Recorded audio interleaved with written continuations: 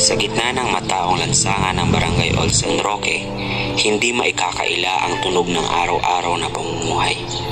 Ang walang humpay na busina ng mga sasakyan, ang tirik na init ng araw na bumabalot sa katawan, at ang mga taong abalang-abala sa kani-kanilang layunin sa buhay. Sa kabila ng siglang ito ng lungsod, kapansin-pansin din ang madilim nitong muka, ang nagkukumpulang basura sa mga gilid ng kalsada, sa tulay at sa kanal na hindi lamang sumisira sa ganda ng kapaligiran, kundi nagdudulot din ng panganib sa kalusugan at kalikasan. Maingay, traffic at maraming basura, ilan lamang ito sa mga hinaing ng mga residente ng Barangay Old San Roque. Isang paalala na nasa likod ng pagunlad at abalang pamumuhay, naroon ang panawagang pakinggan ang kalikasan at isang tabi ang kapabayaan. Ano nga ba ang dahilan sa likod ng mga hinaing na aming napakinggan? At kung ano ang aksyon na ginawa ng kanilang barangay? Halina't ating tuklasin ang Barangay Old San Roque. Aming tinungo ang kanilang tanggapan upang makapanayam ang kanilang punong barangay at malaman kung ano ba ang itsura sa likod ng ganitong kaligayan.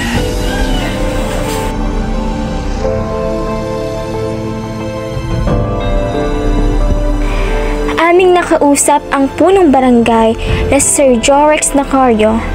Panayam niya, ang kanilang barangay ay nasa 11 ektarya ang laki. Ngunit ito ay nabawasan ng 4 na ektarya dahil sa pamilihan. Ang pamilihan ay may 2 at mahigit pa na hektarya na ngayon ay nasa kamay ng Mayor kaugnayang Economic Enterprise Office or EEO. Kaya't nasa 7 ektarya na lang ang laki at saklaw ng Barangay Old San Roque.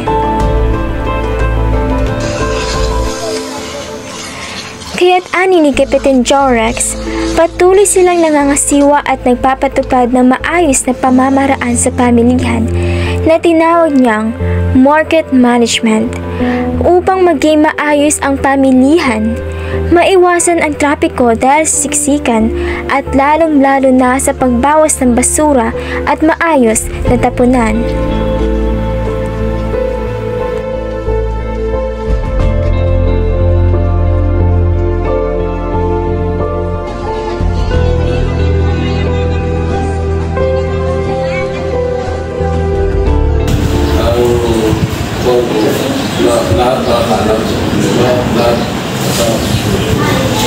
Ayon ng isang residente sa Barangay Old San Roque, ang daming basura.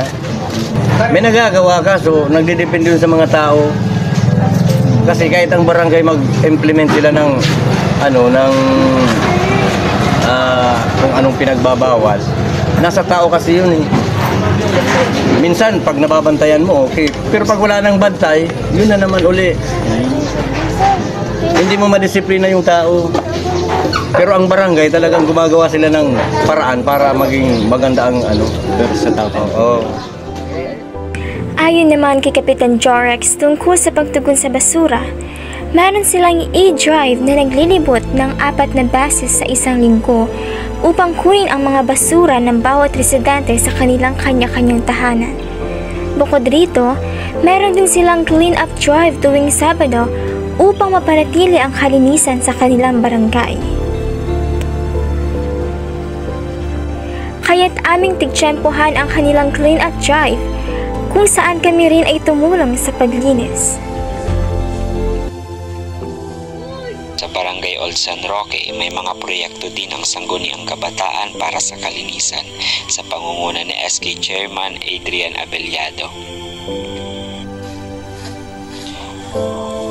Kasama dito ang patakarang no segregation, no collection, lingguhang clean-up drive, pagbili ng sasakyan gamit ang pondo ng SK at pamimigay ng trash bag para sa tamang paghihiwalay ng basura. Sa panayam namin kay Chairman Abellado, ikwento niya kung paano nila ginawa ang mga proyektong ito at kung ano ang mga plano nila para sa kapaligiran at sa kanilang barangay.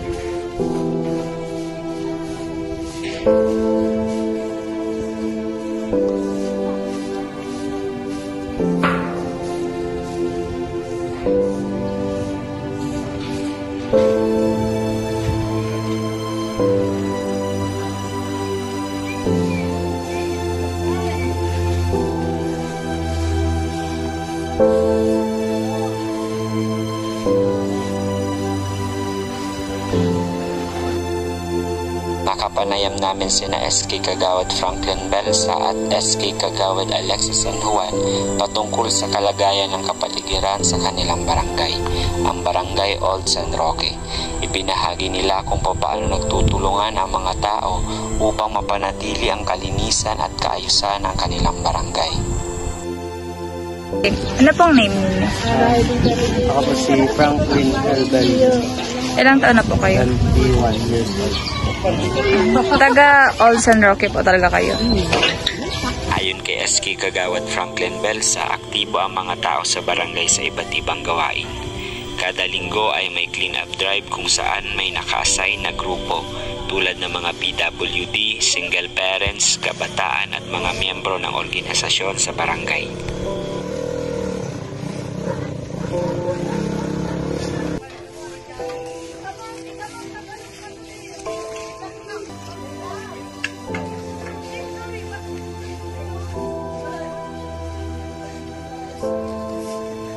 Hi, my name is Alexa B. Sanuan.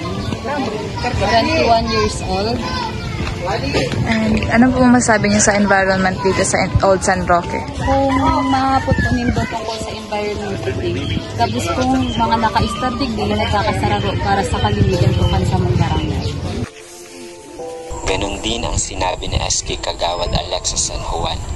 Ayon sa kanya, nagtutulungan ang mga taga Old San Roque para mapanatiling malinis ang kanilang kapaligiran.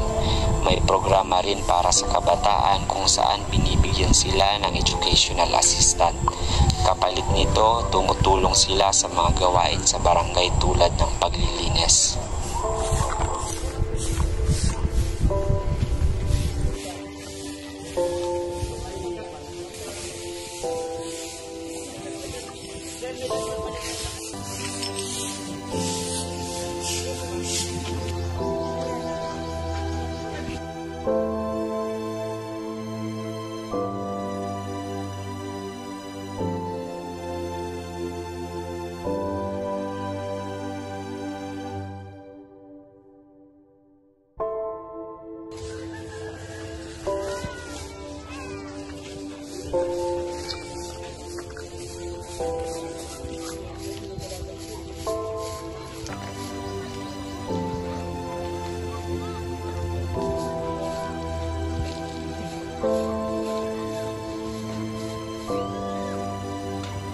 Ayon kay Mang Jason Ordinario, mahigit 7 buwan na siyang garbage collector at nagmamaneho ng e-trike. Ang karaniwan niyang nakakaharap na problema ay hindi pagtali ng mga sako ng basura. Madalas din ay nakolekta na siya kapag meron ng mga basura sa harap ng mga bahay sa barangay. Gayunpaman, nais niyang mapanatili ang kalinisan sa kanilang nasasakupan.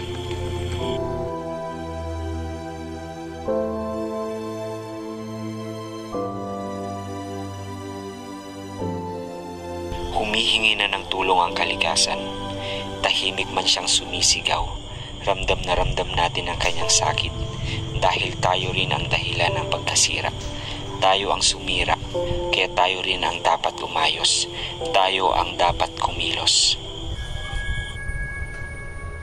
Ngayon pa lang, gumawa na tayo ng hakbang. Simulan na natin sa simpleng paraan. Pagtapon ng basura sa tamang lalagyan. Pag-iwas sa plastik. Pagpili ng mga gamit na makakalikasan. At higit sa lahat, pagrespeto sa kalikasan. Walang kalat, walang plastik, walang basura sa kalsada o kanal, kundi isang masayang kapaligiran. Kay sarap mabuhay sa ganitong lugar. Preskong hangin, lunti ang kapaligiran at ligtas na pamayanan para sa lahat.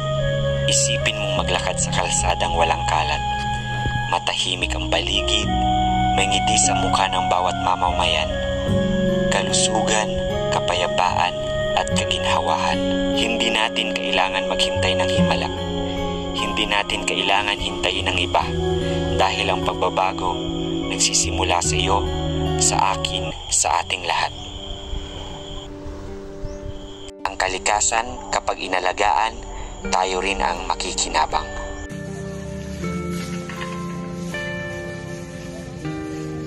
Ang mga residente na tumulong sa paglinis ay binigyan din ng suporta ng barangay sa pamamagitan ng pagbibigay sa kanila ng bigas. Kami rin na tumulong sa kanila ay nakatanggap rin ng bigas at tuwang-tuwa namin itong tinanggap.